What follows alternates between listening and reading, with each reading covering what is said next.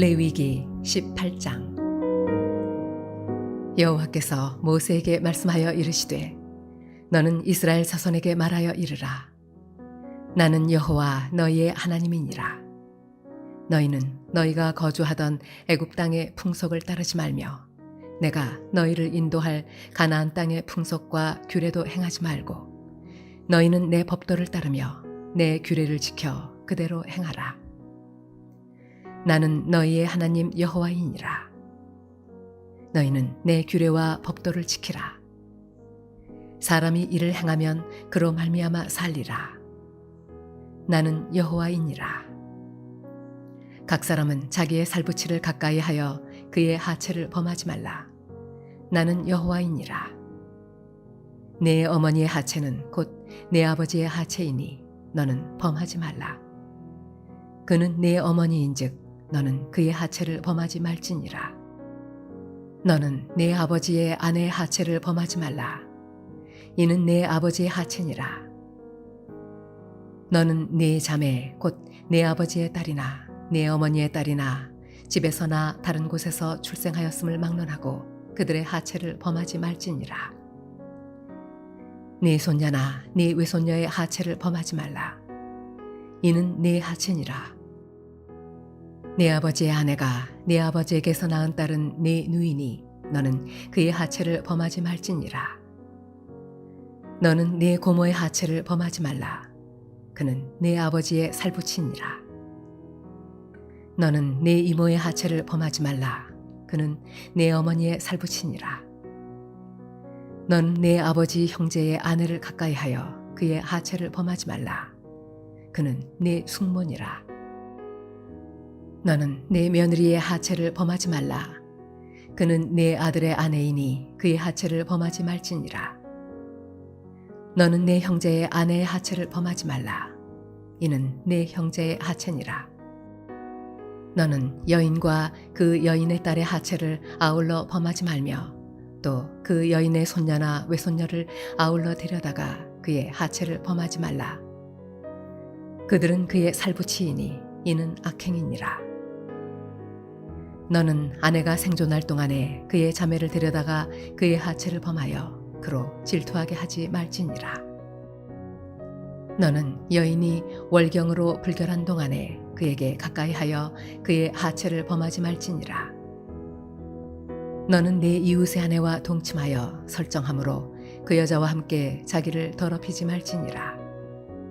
너는 결단코 자녀를 몰래에게 주어 불로 통과하게 함으로 네 하나님의 이름을 욕되게 하지 말라. 나는 여호와이니라. 너는 여자와 동침함 같이 남자와 동침하지 말라. 이는 가증한 일이니라. 너는 짐승과 교합하여 자기를 더럽히지 말며 여자는 짐승 앞에 서서 그것과 교접하지 말라. 이는 문란한 일이니라. 너희는 이 모든 일로 스스로 더럽히지 말라. 내가 너희 앞에서 쫓아내는 족속들이 이 모든 일로 말미암아 더러워졌고 그 땅도 더러워졌으므로 내가 그 악으로 말미암아 벌하고 그 땅도 스스로 그 주민을 토하여 내느니라. 그러므로 너희 곧 너희의 동족이나 혹은 너희 중에 거류하는 거류민이나 내 규례와 내 법도를 지키고 이런 가증한 일에 하나라도 행하지 말라. 너희 전에 있던 그 땅 주민이 이 모든 가증한 일을 행하였고 그 땅도 더러워졌느니라. 너희도 더럽히면 그 땅이 너희가 있기 전 주민을 토함같이 너희를 토할까 하노라. 이 가증한 모든 일을 행하는 자는 그 백성 중에서 끊어지리라. 그러므로 너희는 내 명령을 지키고 너희가 들어가기 전에 행하던 가증한 풍속을 하나라도 따름으로 스스로 더럽히지 말라. 나는 너희의 하나님 여호와이니라.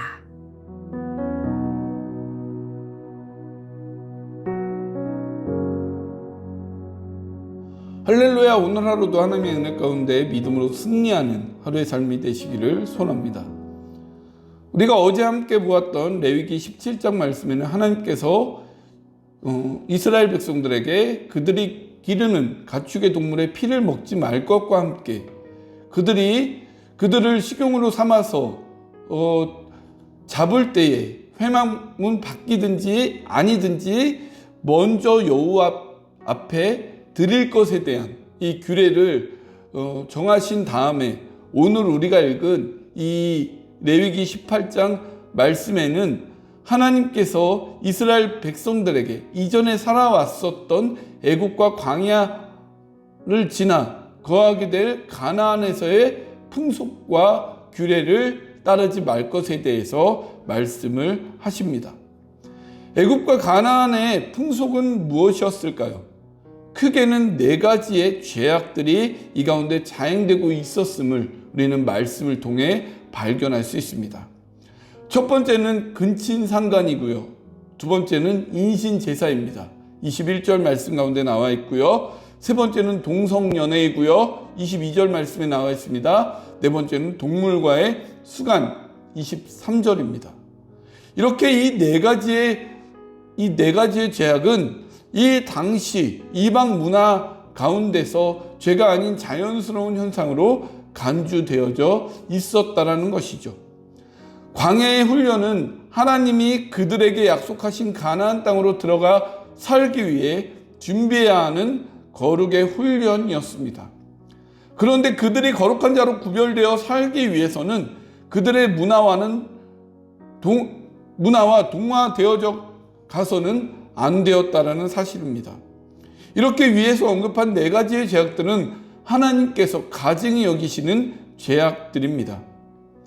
그러하기에 하나님은 모세를 통해 그들에게 말씀하심으로 그들이 거룩한 백성으로 구별된 자로 살아갈 준비를 시키신 것입니다. 그렇다면 하나님께서 말씀하신 거룩은 무엇이며 이렇게 살아갈 것을 말씀하신 이유는 무엇일까요? 거룩은 하나님의 법도와 규례를 따르며 지키며 행하는 것입니다. 하나님께서는 말씀으로 모세를 통해 이스라엘 백성들이 지켜야 할 삶의 규범을 하나하나 정하셨습니다.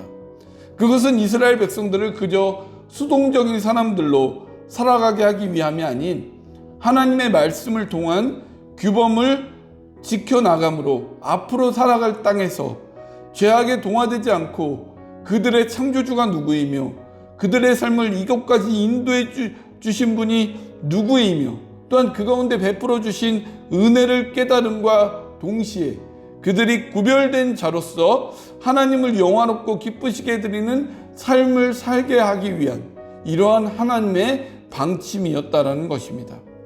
그러했기에 이스라엘 백성들에게는 광야의 40년간의 여정은 꼭 필요했던 이러한 것이었고요. 하나님께서 세밀하게 하나하나 이 가운데 말씀해 주셔야 했던 것입니다. 이 말씀은 단지 이 시대에 광야의 이스라엘 백성에게만 주신 하나님의 말씀이 아니라 이것은 오늘날 우리 믿음으로 살아가는 우리 믿음의 사람들에게도 주시는 하나님의 말씀입니다. 우리는 하나님의 자녀로 믿음의 사람들로 이 세상을 살아갈 때에 거룩함으로 구별되어 살아가야 하는 자들입니다. 수많은 죄악의 유혹들이 이 세상 가운데 도사리고 있습니다. 이러한 죄악들을 이기고 구별된 자로 믿음으로 살기 위해서 우리가 해야 될 부분들이 있다면 하나님의 말씀을 가까이 하고 날마다 삶 가운데 하나님의 뜻이 무엇인지를 분별하면서 나의 유익과 만족이 아닌 하나님을 기쁘시게 해드리는 삶이어야 합니다. 그러니까 우리의 삶의 기준 또한 우리의 모든 기준을 말씀에 두고 하나님의 뜻에 둬서 나의 삶에 나아가는 모습들이 하나님의 말씀과 또한 그 하나님의 뜻과 어긋나는 것이라면 과감히 끊는 결단도 우리 속에 있어야 된다는 것이죠. 우리가 따라야 하는 지침은 오직 하나님의 말씀이 되어야 하고 하나님의 뜻이 되어야 한다는 겁니다. 또한 이것뿐만 아니라 우리는 지켜야 합니다. 무엇을 지킵니까? 죄악의 유혹에서 우리를 지켜야 한다는 것입니다. 입을 지키고요, 마음을 지키고요, 생각을 지키고요, 바라보는 이 시각을 지키고요, 듣는 귀를 지키고요, 또한 우리의 중심을 지키고요. 우리가 걸어가는 발걸음과 또한 우리 내미는 손을 지켜야 합니다.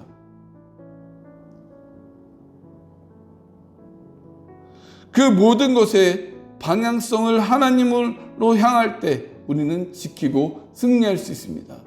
생각도 하나님을 향하고, 바라보는 것도 하나님을 향하고, 듣는 귀도 하나님을 향하고, 우리의 마음이 하나님을 향하고, 우리의 중심이 하나님을 향하고, 우리의 걷는 발걸음이 하나님을 향하고, 내미는 손이 하나님을 향하였을 때에 우리는 이 가운데 승리하고 지킴으로 하나님 앞에 영광 돌리며 하나님의 뜻에 합당한 삶을 우리가 살아갈 수 있다는 것입니다.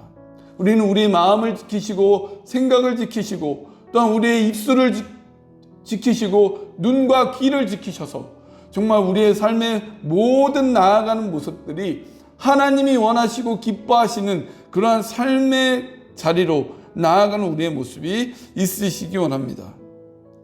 또한 우리가 하나님의 말씀을 따라 살고 또한 우리의 이 모든 것을 죄악의 유혹에서 우리를 지키며 살아왔다면 이제 우리는 그것을 행함으로 실천함으로 나아가야 합니다.